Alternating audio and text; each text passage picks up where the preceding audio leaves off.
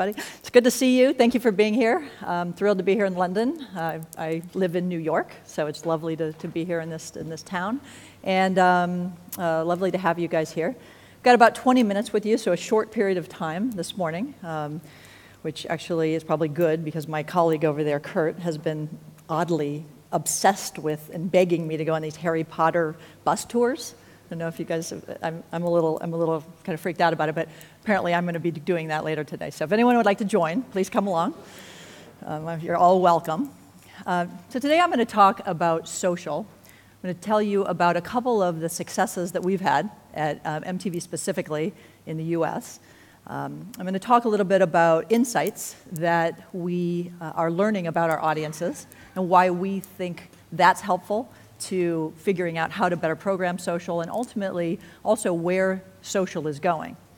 And I think this is relevant, hopefully it's relevant, regardless of whether or not you're a content creator or you're a technologist or you're a new media professional.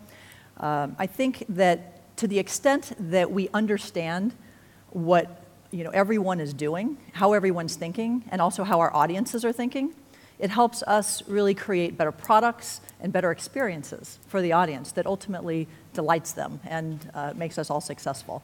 So with that, I'd like, if you would, to indulge me in sharing a story. I want to start off by taking you back to last fall.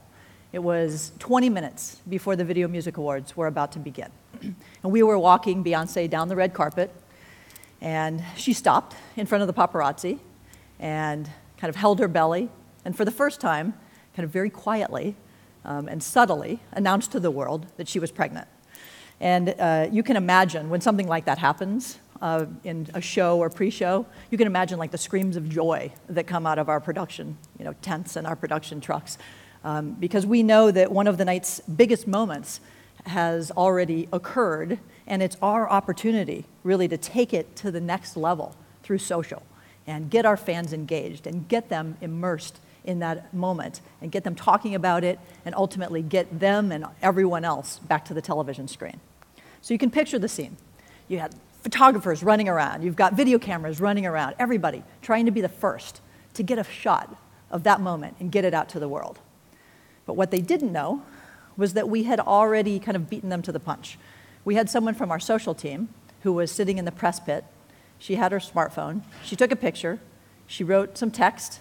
And with a push of a button, that moment would forever be cemented in pop culture history. And it was just as easy as that one little tweet. But that was just the very beginning of the social campaign around this one particular moment and this image. From there, our news and our marketing, our social and our production teams, they all jumped into action, trying to really coordinate and coordinate strategies and coordinate narratives, all focused on amplifying that pop culture bomb drop in real time. So within minutes, we had news alerts across web and across mobile, across social, and we had incredibly collaborative SEO and SEM campaigns that would play out over the rest of the evening. And then we started creating content.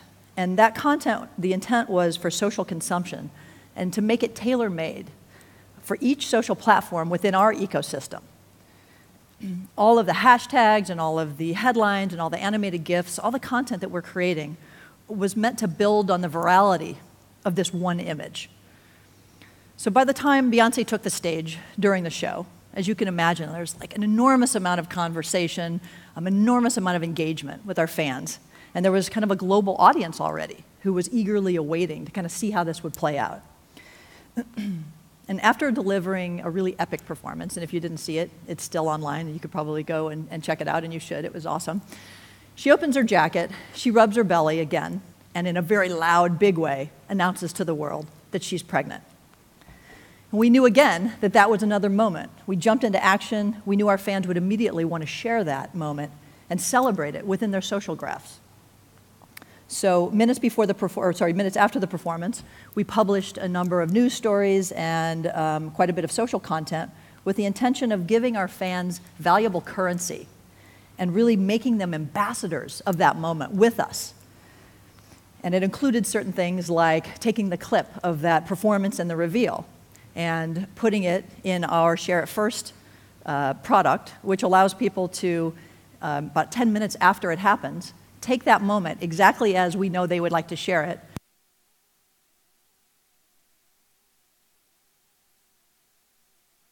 Hello? There we go. Thank you. Or to tweet it out immediately. Or another example is this animated GIF. This happened right after her performance. There's a picture of her reveal. And then there was this moment with Kanye kind of congratulating Jay. And it happened in a split second on the television screen. But we saw it, we captured it, and we put it in the language of Tumblr and got it out there, again, making it currency for our fans to get that message out and to really get involved in it. So over the course of those next few hours, we saw staggering results as this global conversation kind of kept spreading like wildfire. And at its height, we had over 9,000 tweets per second happening. And at the time, that was a record.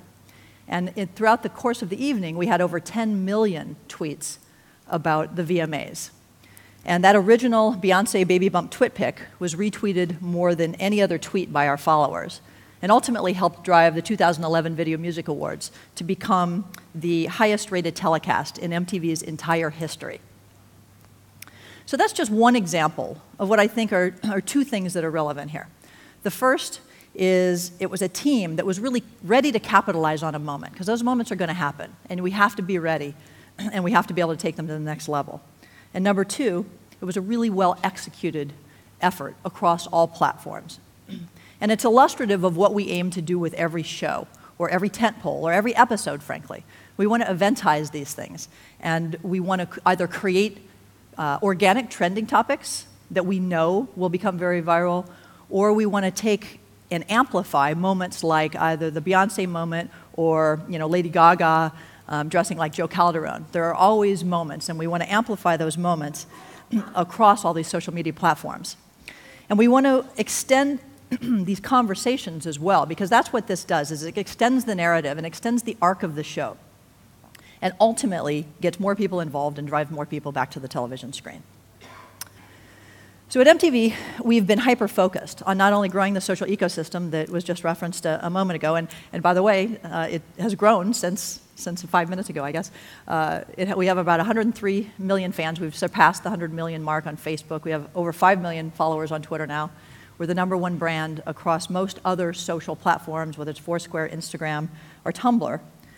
And we're constantly trying to explore new ways to create relevant content for each of these platforms, while ultimately also trying to delight our audience while we're doing so. And according to a study that was just done in January, it seems to be working.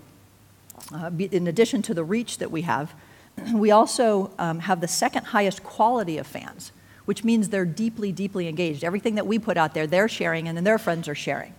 So we're driving an enormous number of impressions. And we're also basically allowing our fans to serve as brand ambassadors and show ambassadors and moment ambassadors. So when you think about this, you recognize the power that social really has to change our businesses and to change how audiences consume content. So those of us in this room, I'm sure, are sitting there thinking, well, how can we take advantage of social to catapult both our businesses and the concept of content creation to the next level? And we believe really, really firmly that the answer lies in storytelling. As content creators, storytelling is core to what we do, and we believe that social is just another platform to tell a story. And we also believe that it's our role to really understand the audience, understand how they think, and then apply that knowledge in ways that, more meaningful ways to make them more deeply engaged across all social platforms. So today I want to walk you through a few of the insights and how we think they'll influence, or they have the opportunity to influence, the next generation of social TV. So through our research at MTV, we've learned that young adults, who we refer to as millennials, are very different than any other generation that we've ever seen. Even if millennials aren't your demographic today, they will be soon, and it's invaluable to know what motivates them. So millennials are clearly everywhere in the world, but just to give you an idea of the size of this generation, just in America alone, by many counts, there are almost 100 million millennials in America today. They are young adults born between the early 80s and 90s, and it's really a staggering number just in America alone. And it's arguably the largest generational cohort in American history. There are 10,000 of them that are turning 21 every day. And those of you who are familiar with American drinking laws, you know that maybe I should quit my day job and start opening some bars. I think that might be a better use of my time, given these numbers. But these guys, between being raised to have really high self-esteem and a voice that's heard, unlike many of the generations that, where we grew up, where children were meant to be seen and not heard, they're really super educated, and they have superior technological know-how. These things combine to make this generation poised to be the most transformative force in culture and commerce that we've ever seen. So with this in mind, we're now creating our content and designing our experiences and tapping into social based on the proprietary research that we know about these young adults. So I'd like to share 6 points of this research. I know that lists should only be 5, but I know that you guys love data, so I'm going to share 6 of them with you. The first is radical intimacy. And what that means is this generation wants a direct personal and interactive relationship with the musicians and the celebrities and the brands they love. They demand zero distance between the product and consumer, and they want full transparency and total access. Number 2, they want to be co-curators and co-creators with the content creators themselves. One of the defining characteristics of this generation is their creativity and their innovative power. They demand a hand in the creation of products and experiences and performances. And as a result, they want to have a role in navigating the story, but not only that, in deciding its outcome. And they believe that they actually have the ability to and the right to do this. Number 3, gamification of everything. Probably one of the most overused terms in today's society. But let me tell you why we think it's important and relevant as it relates to social and content creation. It's a generation that's grown up gaming. By the time they're 21, they've spent over 10,000 hours gaming. That's the equivalent of going to school every day for 7 straight years. So they're experts. I guess 10,000 hours of anything makes you an expert. It's ingrained in how they think. And it's not about taking gaming and putting it into our programming or putting it into your products. It's about the game-like dynamics that are important, the dynamics that will drive many emerging products and content that will ultimately be really important to this generation. Number 4, absolute choice. There's a nice picture there.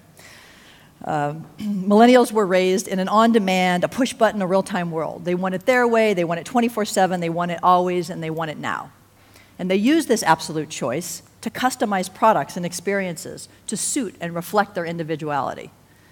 Because along with creativity, individuality carries a very, very high generational premium for these guys. They're constantly reinventing themselves in their social graph every single day, and they need to be individuals. Number 5, authenticity. Having grown up being bombarded with ad and marketing messages, they crave realness and honesty, and they absolutely reject anything that smacks of fake or phony.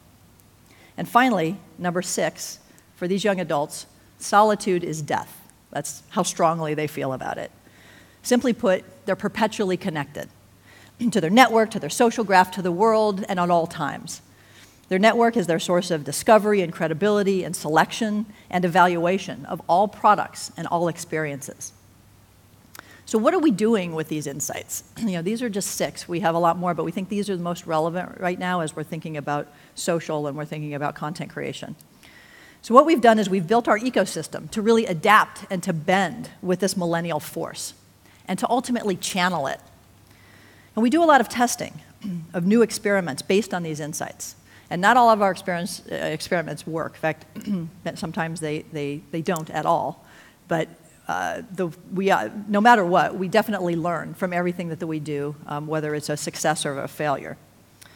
And today I'd like to share with you one example that did work that I think is particularly instructive as we think about the foundation of the next generation of social TV. So we recently launched a new digital-only award show called the O Music Awards. And it was aiming to celebrate how technology was impacting music. So to kick off the show, we had rapper Chitty of Chitty Bang. I'm sure probably one of your favorites, right? He's good, though. He's very good. He was attempting to break the world record for the longest freestyle rap, which was previously set at 9 hours and 15 minutes, if you can imagine. So instead of just sitting back, putting a camera up, placing a hashtag on a screen, and kicking back to see if it would work or not, we knew we really had an amazing opportunity to create a two-way link between the fan and the artist. So we designed an interactive experience where those watching the world record attempt to unfold via live stream, where they could tweet about it and they could suggest topics in real time directly to Chitty, and then he'd rap about them over this 9-hour period.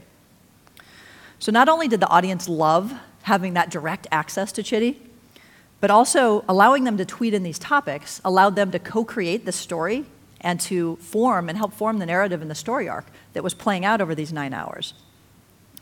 And with that, they were able to really experience real-time fan gratification, which is really similar to what they seek every day within their social graph.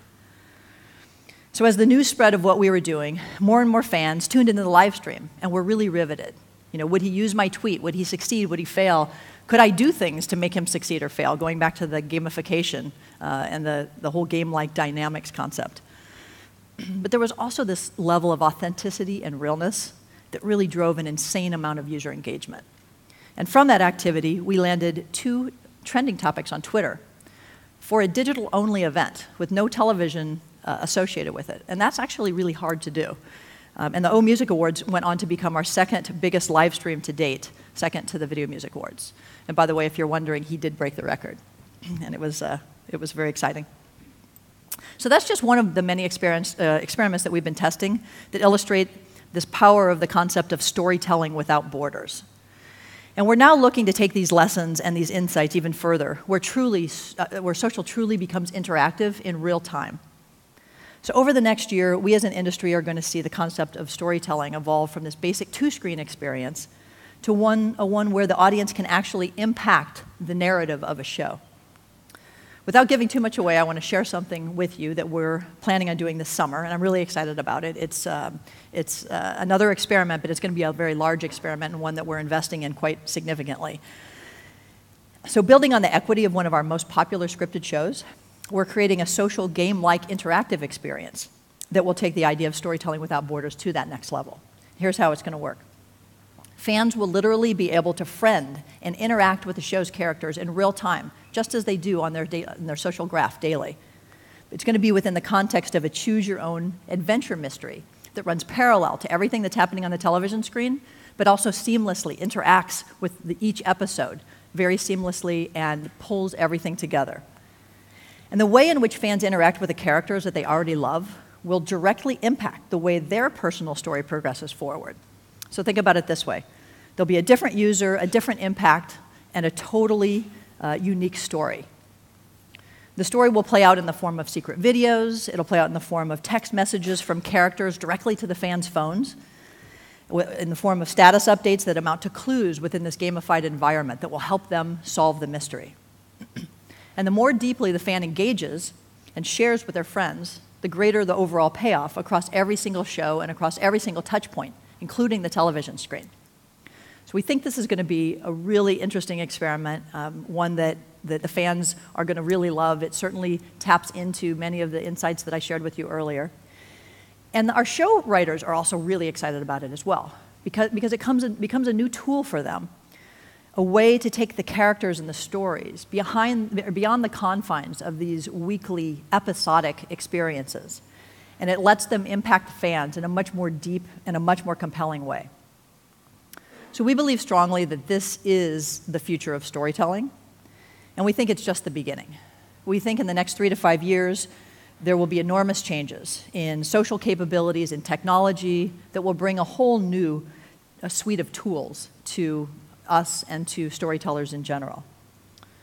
So let's pause for a second, and rather than hearing me talk about the future, I thought it would be really impactful and helpful for you guys to listen directly to some millennial voices.